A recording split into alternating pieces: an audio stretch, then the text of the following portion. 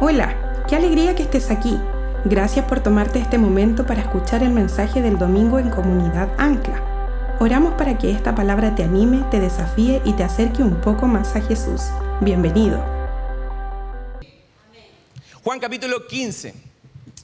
Si está conmigo, vamos a dar lectura a la escritura. ¿Y qué está hablando acá esta señora del teléfono? Vamos a apagarla. Juan capítulo 15, verso 1 al verso 9. Vamos a meternos de lleno en esto. Vamos a la escritura. Dice: yo soy la vid verdadera y mi Padre es el labrador. Él corta de mí toda rama que no produce fruto y poda las ramas que sí dan fruto, para que den aún más.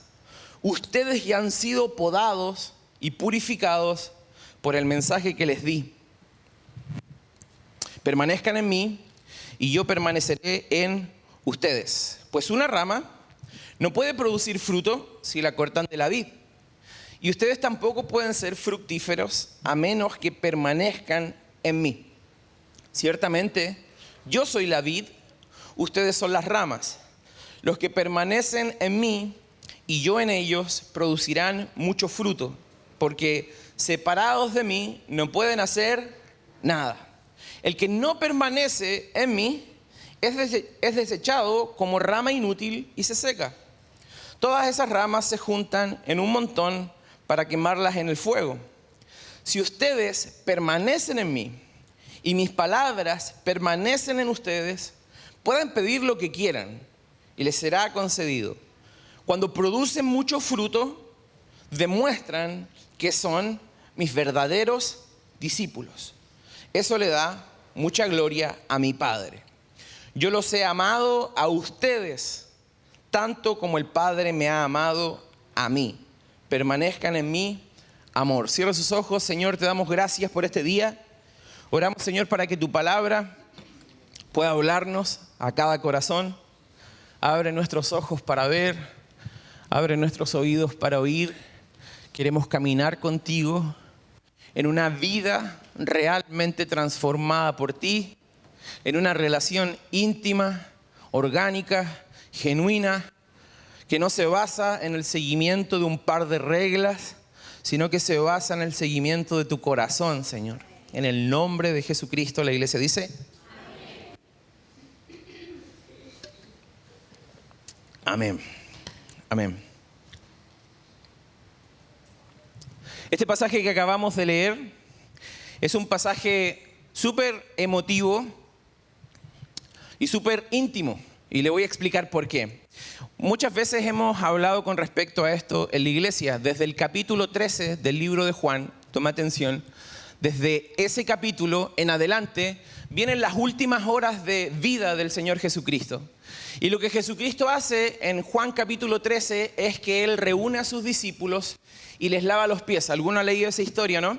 Es una historia muy profunda y es una historia muy hermosa, porque tú tienes que entender que Jesucristo le está lavando los pies a discípulos que iban a correr de Él, que lo iban a abandonar, que lo iban a dejar, e inclusive, como decía la pastora Paulina la semana pasada, tenemos a uno de sus discípulos llamado Pedro, que era uno de los más cercanos y uno de los más íntimos, que termina negando al Señor, y no solamente lo niega, sino que insulta en esa negación. Por lo tanto, tenemos que entender que desde el capítulo 13 en adelante lo que Jesucristo hace es separarse de la gente y reunir a sus discípulos para decirles las últimas palabras.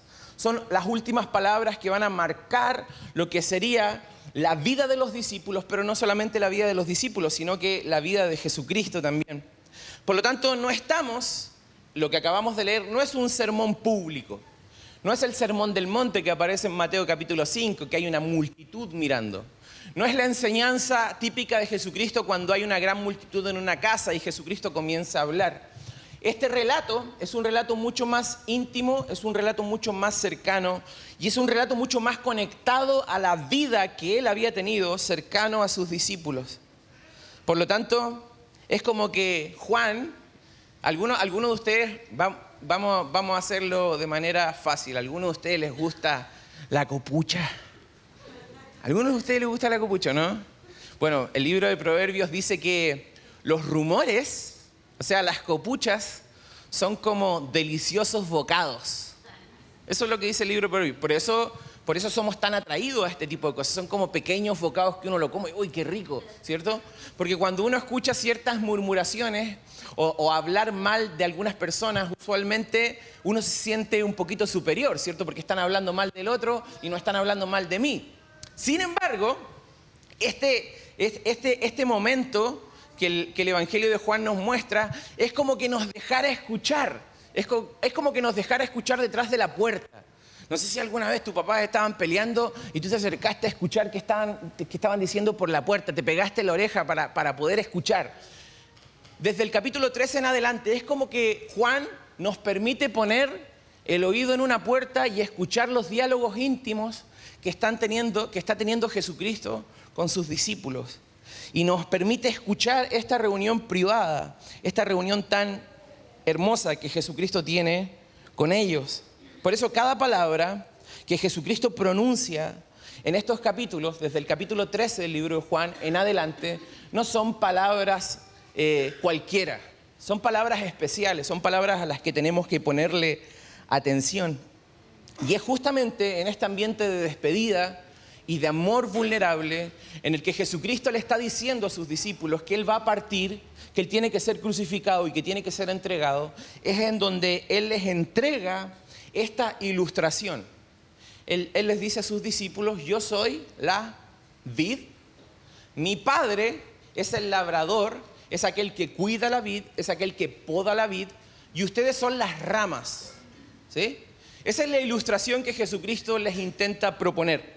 Y es interesante porque mientras el mundo exterior, en ese contexto inmediato, mientras que el mundo exterior en ese momento se preparaba para arrestar a Jesucristo y darle muerte, Jesucristo está concentrado en hablarle a sus discípulos de la vida y del fruto. O sea, hay una distinción enorme entre el lenguaje de Jesucristo al lenguaje que se estaba utilizando afuera. Afuera se hablaba de cómo lo apresamos, de cómo lo crucificamos, de cómo lo matamos, de cómo le damos muerte. Sin embargo, en la interna, aun cuando Jesucristo sabía que eran sus últimos días, Él está hablando vida, Él está hablando bendición, Él está hablando mandamientos, Él está hablando acerca de obediencia, de gracia, de amor, y por sobre todas las cosas les está hablando acerca de fruto.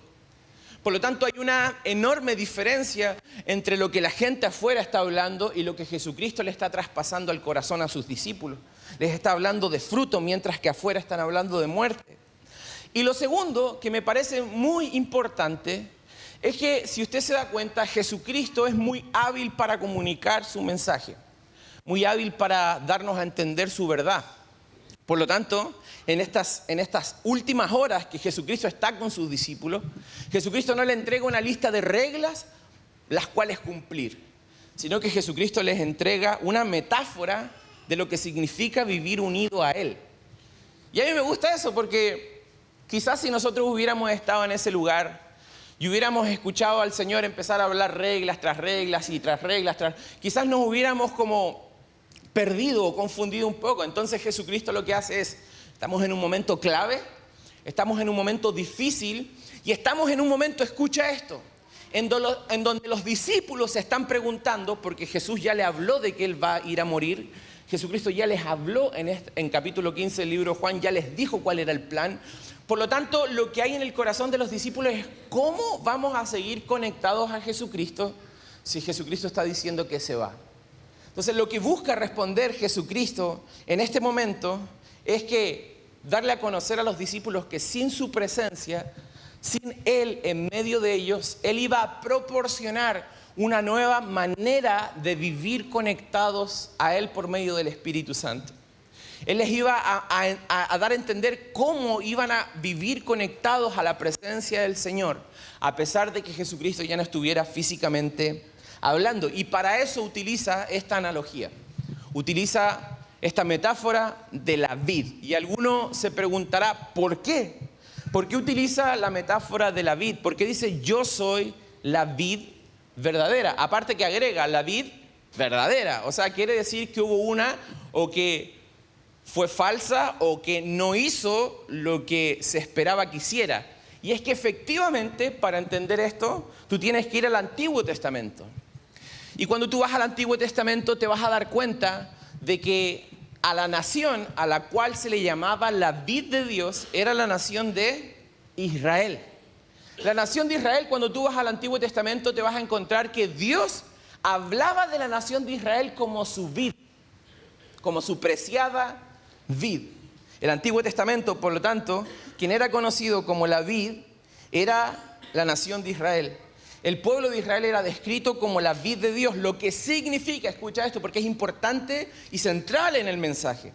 Lo que significa es que Dios había diseñado a la nación de Israel para que por medio de ella fluyera el fruto de la vida de Dios para las naciones.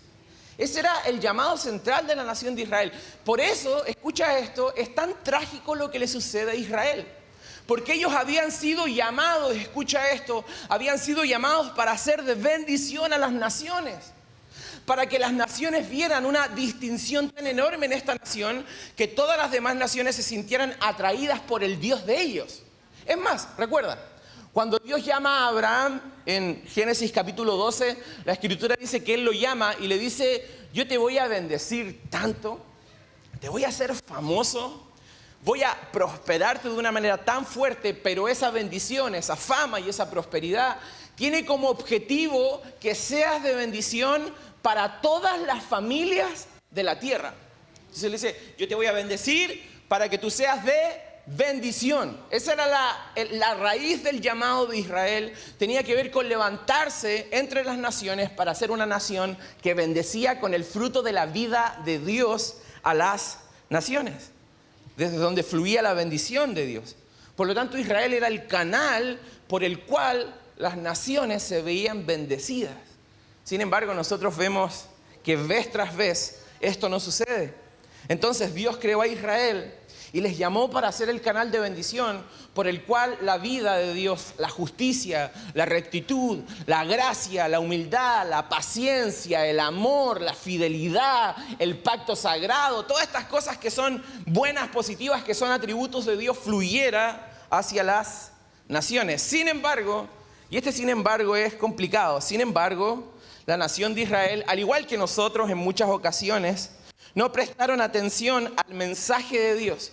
Y mire cómo el libro de Isaías lo retrata. Escucha esto, lo voy a leer, no es necesario que lo busques porque voy a leer una versión distinta, pero el capítulo 5 de Isaías dice lo siguiente.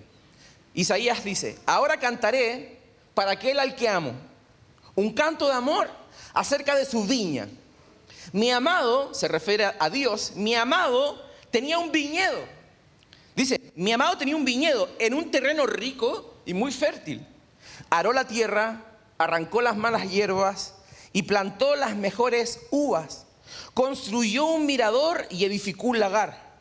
Aquella era una viña de la que se sentía orgulloso. Escucha esto. Nota el lenguaje romántico que estamos viendo acá. O sea, estamos hablando de un Dios que se enamoró profundamente de Israel.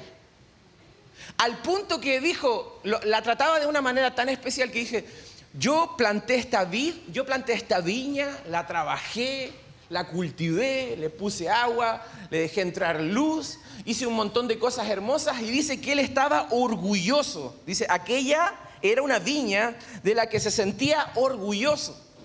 Esperaba una cosecha de uvas dulces. O sea, aquí se nos da a entender algo que es fundamental. Lo que Dios espera y esperaba de Israel era fruto. Era la evidencia del amor, fruto. El fruto espiritual que solamente Dios puede producir. Él esperaba uvas dulces, pero para su dolor solo dio uvas ácidas y agrega amargas. Versículo 7. Aquí da la interpretación. ¿Entienden? La viña del Dios de los ejércitos celestiales es la nación de Israel. Todos los hombres y las mujeres de Judá son el huerto del que él estaba tan orgulloso. A mí, yo cuando leí este pasaje durante esta semana, porque estoy leyendo el libro de Isaías, estaba leyendo este pasaje y me marcaba mucho que 2 veces el cielo repita que él deseaba sentir orgullo por Israel. O sea, cuando él miraba a Israel, él sacaba pecho, ¿cierto? Hey, este es mi pueblo especial, escogido, mi real sacerdocio, mi nación santa. Cuando Dios miraba desde el cielo a Israel, lo miraba como un padre mira a su hijo, esperando inflar el pecho en orgullo. Sin embargo, la Escritura nos da a entender y conocer esto. Dice, él esperaba una cosecha de justicia y los vio asesinándose unos a otros. O sea, él esperaba una cosecha de justicia y cuando él observaba a su pueblo, él veía que entre su pueblo se estaban matando unos a otros. Y después señala, dice, esperaba una cosecha de rectitud y solo escuchó los gemidos de las víctimas. Interesante, ¿no? El deseo de Dios era sentir orgullo por esa vid que él mismo había plantado. El deseo de Dios era que esta vid diera fruto. Pero en vez de eso, cuando él esperaba una cosecha de justicia, cuando él observaba, los veía unos a otros asesinándose. Y después dice que esperaba una cosecha de rectitud y lo único que escuchaba era el gemido de las víctimas. Entonces, cuando Dios ve esto, Dios dice, la nación de Israel no cumplió mi propósito. La nación de Israel no fue lo que yo esperaba que fuese.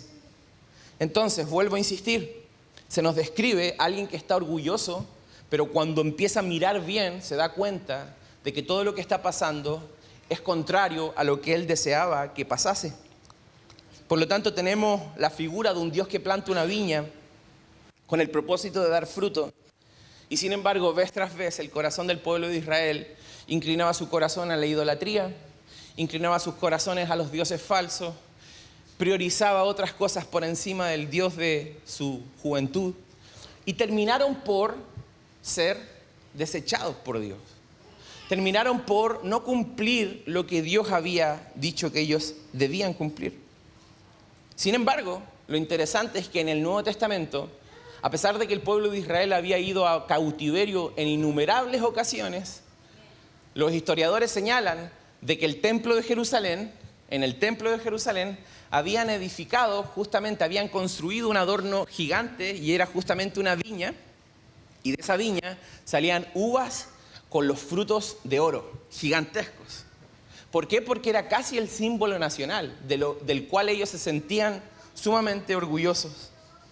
Por lo tanto, ahora, entendiendo el contexto, podemos entender lo sumamente fuerte que fue el mensaje de Jesucristo para sus discípulos. Porque Jesucristo le está diciendo a sus discípulos, de ahora en adelante, yo soy ya no más una nación. Yo soy el canal por el cual fluye el fruto de la vida de Dios. Ya no es una nación, ya no es un grupo de personas, ya no es una idea abstracta, ahora soy yo y por medio de mí fluye la bendición a las naciones. Por lo tanto, escucha esto. El fruto de la bendición para tu vida no fluye de tu apellido, no fluye ni siquiera de tus títulos académicos ni de tu economía. El fruto de la vida de Dios fluye de Cristo mismo, quien habita en tu corazón. Alguien diga amén. Entonces es radical y es revolucionario y quise dártelo a entender de esta manera para que tú lo entiendas. Jesucristo está diciendo, yo soy lo que Israel no pudo ser. Yo soy lo que el pueblo que yo escogí en el Antiguo Testamento no pudo lograr. Yo soy la fuente por la cual fluye la bendición y el fruto de la vida de Dios. Por mí fluye la gracia, por mí fluye la misericordia, por mí fluye la justicia, por mí fluye la integridad, la santidad, la rectitud, la paciencia, la generosidad. Todo lo bueno que viene del cielo fluye desde Jesucristo. Él es lo que Israel no pudo ser. Él es el canal de bendición, de la gracia. Él está dejando claro que solamente Él es la verdadera fuente de vida. Y que no hay ninguna vid de esta tierra que pueda sanar y suplir y proveer tu necesidad tal como Él mismo, quien es la vid verdadera. Alguien dígame a eso. Entonces, es increíble cómo Jesucristo está apuntando su mirada así. Ya no una nación, ahora una persona. De mí va a fluir la bendición. Pero después dice algo que es interesante. Agrega, dice, yo soy la vid y mi padre es el labrador. ¿Qué es el labrador? El padre es el dueño, es el cultivador, es el que toma las decisiones de cuidado, de poda y de limpieza del viñedo, cuyo objetivo es maximizar el fruto. Maximizar el fruto. El padre es aquel que corta aquellas cosas de la vid que no están bien. Y lo interesante del pasaje es que si lo notaste, dice la Escritura que Él poda a los que llevan fruto. ¿A quién poda el Señor? A los que llevan fruto. ¿A quién poda el Señor? Porque aquí hay algo radical también. Dice Jesucristo que el que no lleva fruto, ¿qué hace? Ese se corta. Ese se corta. El que no lleva fruto, es decir, aquellos que tienen mucho follaje, algunos que tienen mucha planta, ¿cierto? Pero que no producen fruto, el Señor que dice, yo a ese lo corto. Pero al que produce fruto, lo podo. Lo voy a podar, lo voy a limpiar. Voy a trabajar en esa rama para que pueda dar más fruto. Por lo tanto, a los que no dan fruto, Dios no los poda, Dios los corta.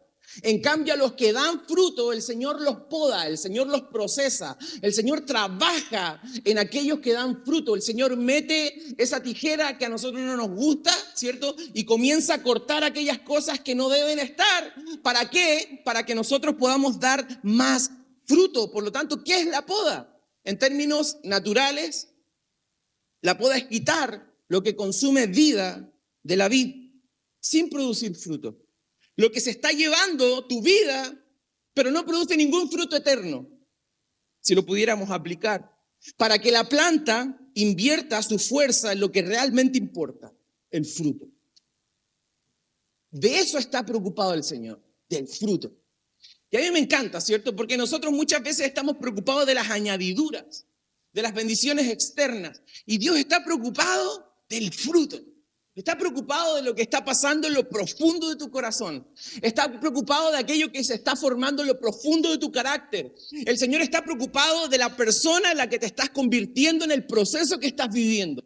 El Señor está más preocupado de cómo estás siendo como padre con tus hijos que cómo te están viendo en redes sociales, ¿cierto? El Señor está más preocupado de cómo tu esposa te está contemplando de lo que yo como pastor pienso de que tú vengas a la iglesia. El Señor está más preocupado de aquellas áreas que no son visibles para muchos, pero sí son visibles para Él. Y el fruto en un sentido tiene que ver con lo más profundo de tu corazón, que tiene que ver con tu carácter, con aquellas áreas que nadie más ve, pero el Señor las ve. Alguien dígame en eso.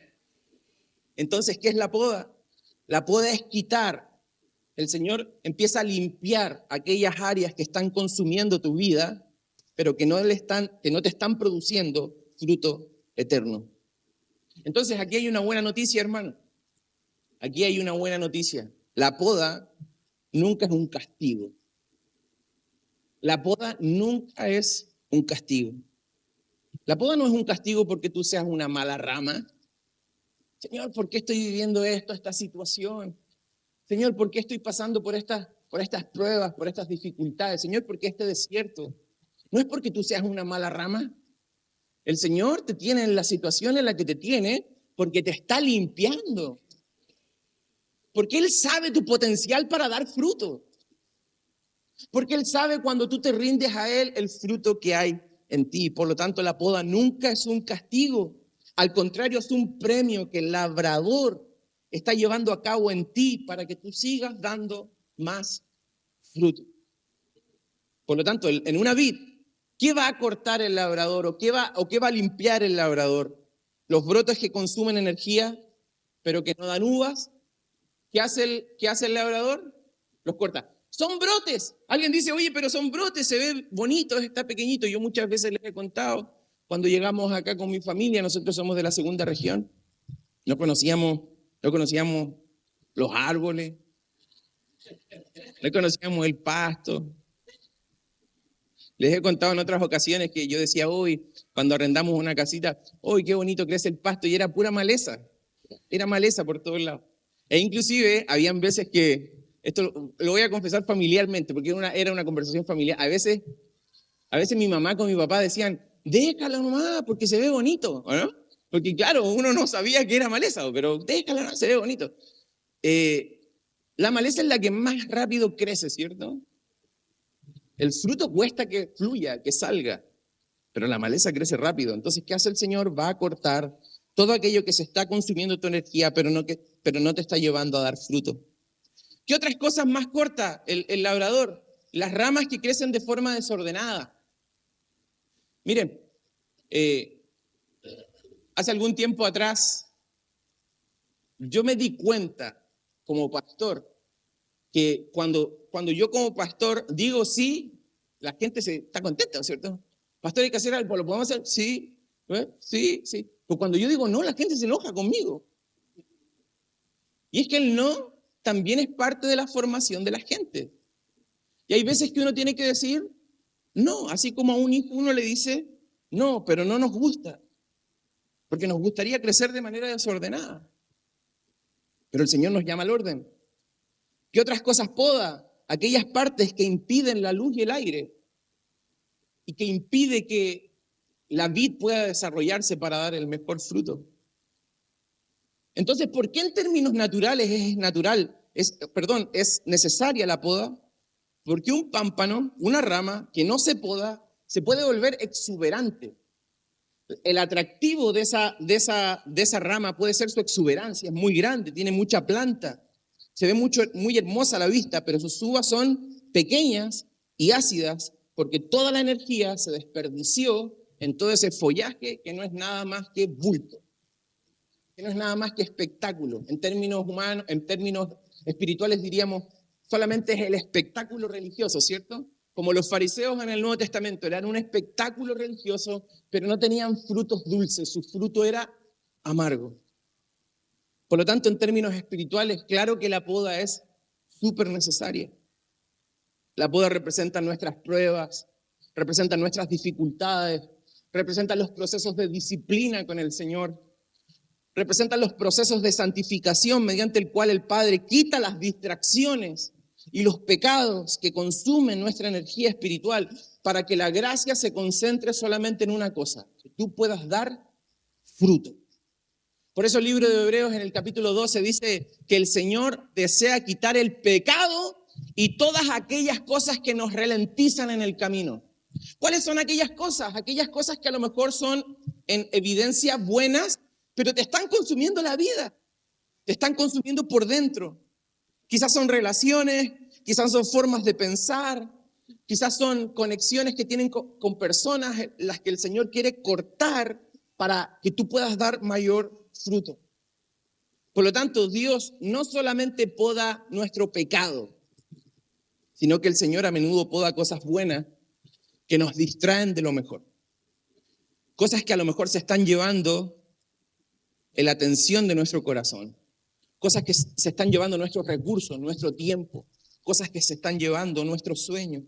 El Señor no solamente va a podar el pecado, sino que a menudo va a podar cosas buenas que nos distraen de lo mejor. Pueden ser talentos, sueños, habilidades e inclusive ministerios. Para que volvamos a entender que esas cosas están consumiendo nuestro tiempo, nuestro enfoque y nuestro corazón, al punto que no nos están dejando producir el fruto que el Señor desea. Por lo tanto, el Señor no desea un montón de hojas, ¿sí? El Señor no nos quiere como cristianos espectaculares, que hacemos un show religioso. El Señor quiere vidas que estén conectadas a la vida. El Señor va a podar nuestro orgullo, el Señor va a podar nuestra hipocresía, el Señor va a podar aquellas cosas que son buenas, pero que no nos permiten ir por lo mejor. El Señor se va a tomar el tiempo para hacerlo. Alguien dígame a eso. Por lo tanto, la poda implica un corte. Se siente como una pérdida en el momento. Se siente como algo que estás dejando. Yo me acuerdo cuando estábamos en Tocopilla y queríamos plantar una iglesia y nosotros le decíamos al Señor con mi familia, Antofagasta, Iquique, y nosotros estábamos, pero yo creo que en un punto hasta un poco cegados con Antofagasta y Iquique, porque eran ciudades que estaban cerca de nuestra ciudad. Entonces nosotros queríamos viajar, quizás viajar jueves, viernes, sábado, domingo, volver a Tocopilla, estar ahí. Y llegó un momento en donde el Señor decía, no. Y me acuerdo muy claro que mi esposa tuvo un sueño en donde nosotros estábamos en Antofagasta y golpeábamos puertas en diferentes lugares para ver si nos dejaban hacer culto. Y golpeábamos puertas, íbamos a una sede, íbamos a un hotel, íbamos a una escuela, y en todos los lugares nos decían no. Y llegó un momento en donde mi esposa en este sueño va caminando y le va diciendo al Señor, Señor, por favor, ahora sí. Y va llegando a un lugar que le habían dicho en el sueño que les podían arrendar y de repente se encuentra con que es un callejón sin salida. No había ningún lugar en ese lugar que le habían dicho. Y nosotros entendimos espiritualmente que el Señor nos estaba diciendo, estás porfiado, te estoy diciendo que no, porque tengo otro plan, porque tengo otra manera, porque tengo otro sueño, porque tengo otro anhelo. Si nosotros hubiésemos sido rebeldes y le hubiéramos dicho al Señor, no, Señor, queremos Antofagasta, Tocopilla, nunca hubiéramos estado acá y nunca hubiéramos podido ver por 10 años la fidelidad y la gracia de Dios. Por eso, Hebreos 12, versículo 11, dice, ninguna disciplina resulta agradable a la hora de recibirla. Al contrario, es dolorosa, pero después produce la apacible cosecha de una vida recta para los que han sido entrenados por ella. ¿Qué quiere decir esto? Escucha esto, que Dios se va a tomar tiempo para disciplinarte. Dios, Él mismo se va a tomar el tiempo y el espacio para disciplinar tu vida con la finalidad de que puedas dar fruto. Por lo tanto, aquí ya estoy terminando, todavía los músicos no pasen, pero ya estoy terminando casi. Quiero decirte cuál es la clave para dar fruto, porque si esta vid está deseosa de que nosotros como ramas demos fruto, debemos preguntarnos cómo damos fruto. Y la realidad es que Jesucristo toma esta figura y la coloca como una metáfora porque es fácil de seguir y porque es fácil de entender. Y porque de alguna manera, escucha bien hermano, nos va a quitar una mochila de encima que tiene que ver con nuestros esfuerzos personales por querer ser algo. O nuestros esfuerzos personales por querer demostrar quiénes somos. O nuestros esfuerzos personales porque la gente diga algo espiritualmente agradable a nuestros oídos. Nos va a quitar ese peso de encima. Jesucristo con esta ilustración nos está diciendo una cosa. La única manera por la cual tú puedes producir fruto es si te mantienes conectado a la vid. Permaneces. ¿Sabes cuántas veces aparece la palabra permanecer en estos versículos que acabamos de leer? 11 veces. 11 veces aparece la palabra permanecer en diferentes formas, pero es la misma raíz. En el griego original esta palabra es meno, y es la palabra que se utilizaba cuando a ti te preguntaban dónde residías o dónde habitas, cuál es tu casa. Meno, ¿a dónde permaneces? ¿A qué lugar perteneces? Entonces la gente decía, yo soy de este lugar es mi casa, aquí habito, aquí yo hago mi vida. Entonces cuando Jesucristo le está transmitiendo esta palabra de manera particular, le está diciendo a los discípulos, escuchen esto, la importancia de la decisión que ustedes tienen que tomar no tiene que ver con ustedes producir el fruto, sino que la importancia de su decisión es en dónde van a permanecer, en dónde van a habitar, cuál va a ser su hogar, en dónde van a vivir, cuál va a ser su casa. Porque yo quiero ser su casa, les dice el Señor. Yo quiero ser la vid por la cual ustedes se alimentan, se nutren, crecen y dan fruto. Pero desconectados de mí, separados de mí, ustedes no pueden hacer nada. Es radical lo que Jesucristo les está diciendo. En otras palabras, escucha esto, el secreto de dar fruto es permanecer. Meno implica una residencia continua. No es una visita de cortesía, no es ir una vez cada cierto tiempo, es echar raíces, no es estar de paso, es habitar el espacio. Eso es meno, eso es permanecer en la presencia del Señor. Vuelvo a insistir, son 11 veces las que en esta palabra aparece la palabra permanecer, quedarse, mantener, continuar, ser fiel, habitar un mismo espacio. Este es un término que está muy relacionado al término de la repetición de la fidelidad. Repetir constantemente lo mismo. Y escucha esto, nosotros estamos viviendo en la era en la que se valora todo lo que es original, lo que es algo nuevo, lo que es una novedad, ¿verdad? A todos nos gustan las cosas nuevas. Y se abre una tienda nueva y hay filas y filas y filas para entrar, ¿verdad? O sale el nuevo celular, o la nueva moda, o el nuevo computador, o el nuevo corte de pelo, o lo que sea. Y nosotros parecemos como hormigas que van hacia todo lo que es la novedad, ¿cierto? Y en un sentido es parte de la tendencia humana. A todos nos gustan las cosas nuevas, ¿verdad? Sin embargo, a mí en lo particular, cada vez que me hago más viejo,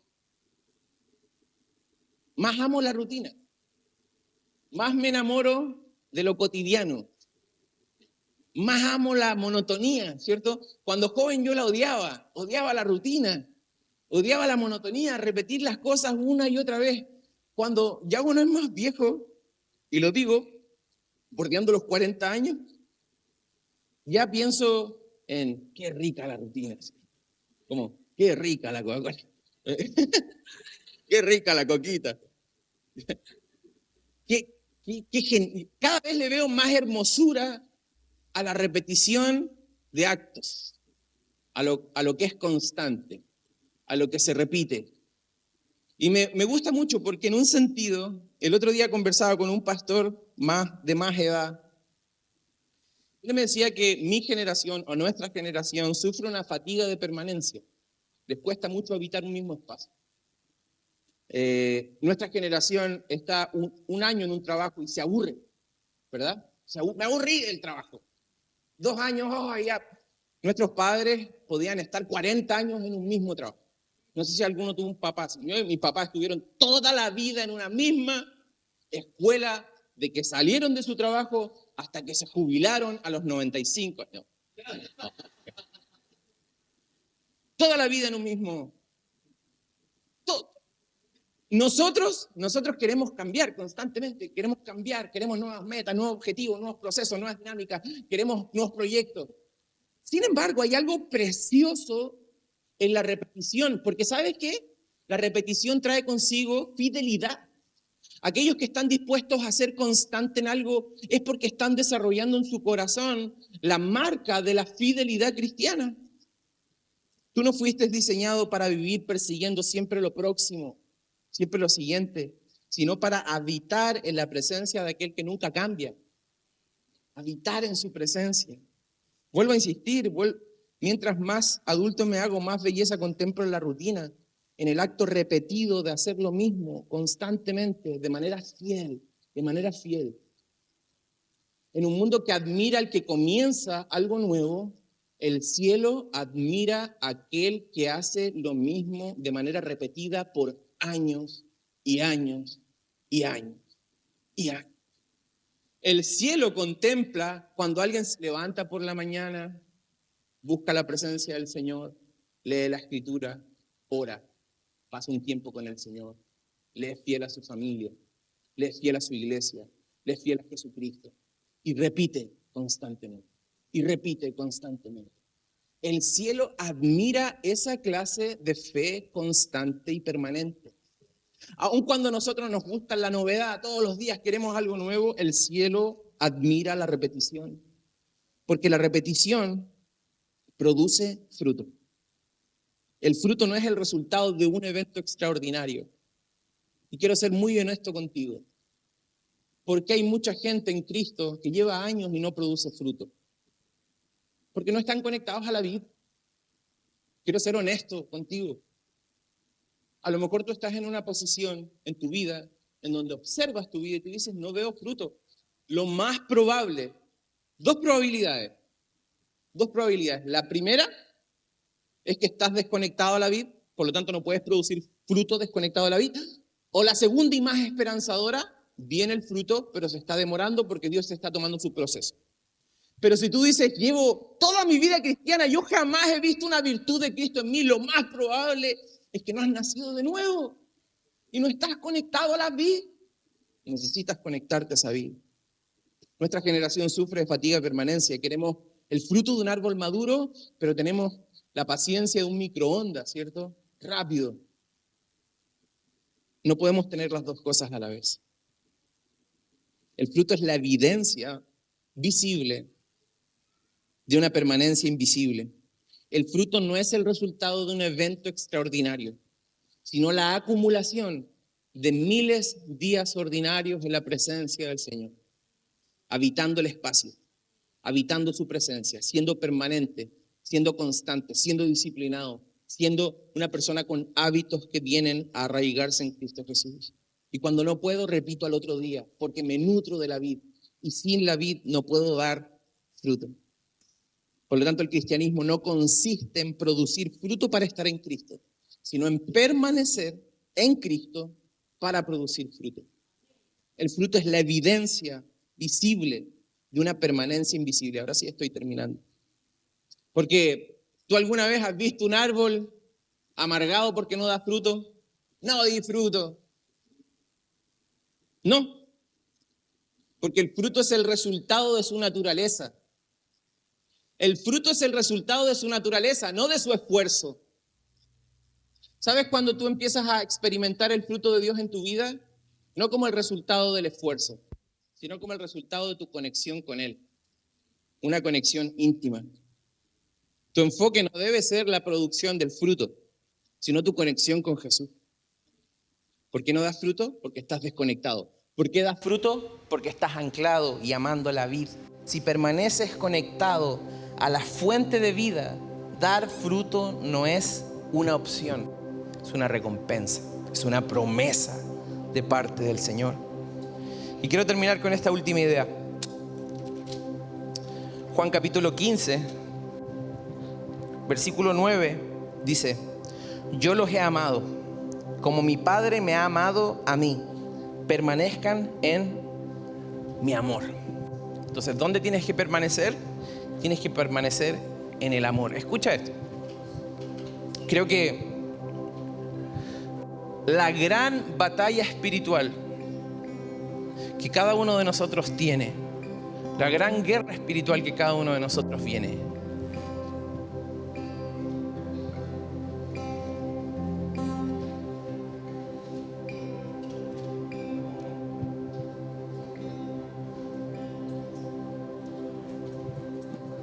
la gran batalla espiritual que cada uno de nosotros tiene, escucha esto, no es con demonios. Si bien es una realidad espiritual, tu gran batalla no es contra demonios, no es contra huestes espirituales o potestades de maldad. ¿Sabes cuál es nuestra gran guerra espiritual? Que nosotros no creemos que Dios nos ama tal como ha dicho que nos ama. Es una lucha contra el amor. Porque ¿sabes lo que está diciendo Jesucristo? Así como mi Padre me amó y así como yo lo amo a Él, así te amo a ti. Escucha esto. La Trinidad, bíblicamente hablando, hay algunos escritores como Tim Keller, dicen que es como una danza de amor eterna. Antes que cada uno de nosotros existiese, ya había una danza de amor eterna entre el Padre, entre el Hijo, entre el Espíritu Santo. Una danza de amor. Imagínate, desde la eternidad, o sea, no lo podemos dimensionar con nuestra mente, porque no puedes dimensionar hacia dónde podamos apuntar la eternidad, pero entiende que desde la eternidad, desde antes que tú existieses, desde antes que fueses un pensamiento en la mente de tus padres, Dios ya había habitado amor entre el Hijo, el Padre, el Espíritu Santo. Y cuando viene a la tierra nos dice a nosotros: así como yo amo al Padre, así te amo a ti. O sea, mi amor por ti es tan profundo, es tan hermoso, es tan puro, es tan bello. Puede transformar tu corazón, tu familia, te puede dar un futuro, una esperanza. No hay nada que se pueda comparar a mi amor. Por eso una de las grandes batallas que nosotros tenemos es: ¿cómo vas a florecer si no te sientes amado o amada? ¿Cómo vas a dar fruto si no sientes que alguien te mira? El cielo te observa, el cielo te ama. Por lo tanto, puedes ser productivo, no como una decisión de esfuerzo, sino como una decisión de rendición delante de Él. Voy a conectarme a esta vid que me ama. nadie puede amarte como Él lo hace. ¿Cómo vas a sentir el amor o cómo vas a dar fruto si siempre te consideras una persona no deseada? O inclusive te dijeron que tú naciste como una persona no deseada. ¿Cómo vas a dar fruto? Yo quiero decirte algo, el Señor te desea. El Señor te ama. El labrador no se acerca a ti con tijeras en mano para destruirte. El labrador se acerca a ti con tijeras en manos para formarte, para que en un punto determinado tú des el fruto que Él desea que tú des. Y esas mismas manos que Él utiliza, Jesucristo, para trabajar en nuestras vidas, son las mismas manos que recibieron clavos por amor. De esa manera Él trabaja en cada uno de nosotros. Por lo tanto, descansa en su amor, conéctate a la vid y el fruto vendrá como una promesa sobre tu vida. Amén. Cierra tus ojos por un momento. Comienza a orar en tu corazón.